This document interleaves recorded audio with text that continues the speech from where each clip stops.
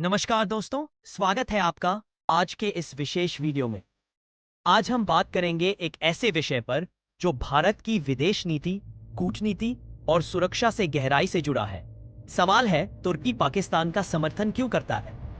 क्या ये केवल धार्मिक भाईचारे की बात है या इसके पीछे छिपी है गहरी रणनीति? आज हम जानेंगे इसका इतिहास, वर्तमान और भारत पर पड़ने वाला प्रभाव। तो चलिए शुरू करते हैं। तुर्की और पाकिस्तान के रिश्तों की शुरुआत कोई आज की बात नहीं है। 1947 में पाकिस्तान की आज़ादी के बाद ही तुर्की उन चंद देशों में से था जिसने तुरंत पाकिस्तान को मान्यता दी। दोनों देशों में एक साझा इस्लामी विरासत है। तुर्की में उस समय कमाल अतातुर्क का सेक्युलर प्रभाव था, लेकिन पाकिस्तान के साथ एक भावनात्मक रिश्ता भी था। 1954 में एक औपचारिक मित्रता समझौता हुआ। इस रिश्ते की जड़ें इतनी गहरी थी, पाकिस्तान ने 1974 में उत्तरी साइप्रस को तुर्की का हिस्सा मान लिया, जबकि बाकी दुनिया इसे अवैध मानती है। अब आते हैं सबसे संवेदनशील मुद्दे पर, कश्मीर। तुर्की हमेशा पाकिस्तान के कश्मीर रुख का समर्थन करता रहा है। 2019 में भारत द्वारा अनुच्छेद 370 हटाने के बाद तुर्की के राष्ट्रपति एर्दोआन ने संयुक्त राष्ट्र में कश्मीर का मुद्दा उठाया है और भारत ने इसे आंतरिक मामला कहते हुए खारिज कर दिया। तुर्की की इस नीति के पीछे OIC यानी ऑर्गेनाइजेशन ऑफ इस्लामिक कोऑपरेशन में उसकी भूमिका भी है, जहां वह एक बड़ा इस्लामी नेतृत्वकर्ता बनने की कोशिश कर रहा है, खासकर सऊदी अरब और UAE को टक्कर देने के लिए। पाकिस्तान के साथ खड़े होकर तुर्की मुस्लिम उम्मा के नेता बनने का दावा पेश करता है। अब बात करते हैं सबसे खतरनाक पहलू, रक्षा सहयोग। तुर्की और पाकिस्तान के बीच सैन्य सहयोग लगातार बढ़ता जा रहा है। 2020 में तुर्की ने पाकिस्तान को T-129 अटैक हेलीकॉप्टर देने की योजना बनाई। हालांकि अमेरिकी मंजूरी नहीं मिल पाई।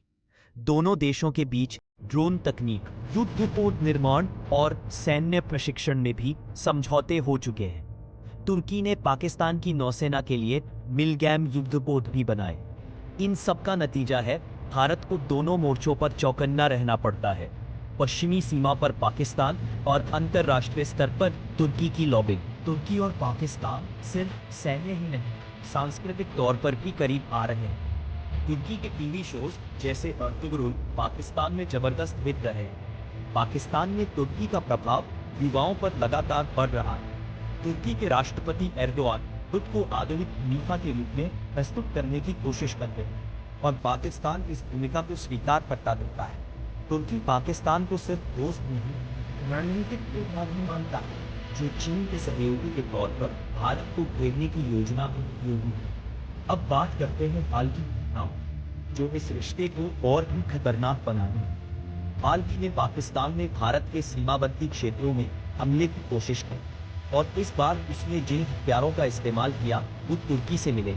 पाकिस्तान ने तुर्की निर्मित बैरक्टर TB2 ड्रोन का इस्तेमाल कर राजस्थान और जम्मू कश्मीर के सीमावर्ती इलाकों में निगरानी और संभावित हमले की योजना बनाई।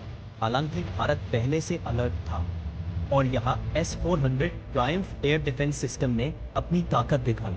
जैसे ही ड्रोन भारतीय सीमा के पास आए, S-400 की यूनिट्स ने उन्हें पहचान कर सीमा पार ही मार गिराया। यह घटना न सिर्फ पाकिस्तान की मंशा को उजागर करती है, बल्कि यह भी दिखाती है कि तुर्की कैसे अप्रत्यक्ष रूप से भारत की सुरक्षा के लिए खतरा बन रहा है। इससे साफ है कि तुर्की पाकिस्तान की यह जोड़ी भारत के लिए सिर्फ कूटनीतिक नहीं, बल्कि सैन्य चुनौती भी बन चुकी है। इस घटना ने भारत को यह सोचने पर मजबूर कर दिया है कि तुर्की को सिर्फ OIC के मंच पर विरोधी नहीं समझा जाना चाहिए, बल्कि उसे एक रणनीतिक खतरे की तरह भी देखा जाना चाहिए। यही कारण है कि भारत अब वेस्ट एशिया में तुर्की के विरोधियों के साथ, जैसे ग्रीस, साइप्रस, UAE और इजराइल के साथ अपने संबंधों को और मजबूत कर रहा है।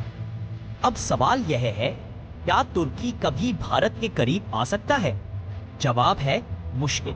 जब तक तुर्की की सरकार इस्लामिक राष्ट्रवाद के एजेंडे पर चलती रहेगी और पाकिस्तान का समर्थन करती रहेगी।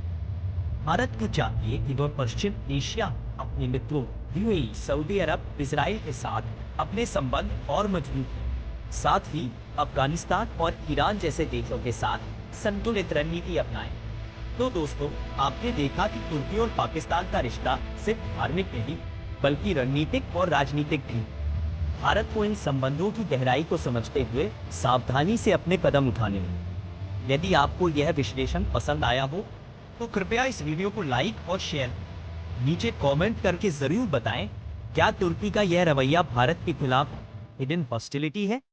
मिलते हैं अगले वीडियो में, तब तक के लिए जय हिंद, वंदे मातरम।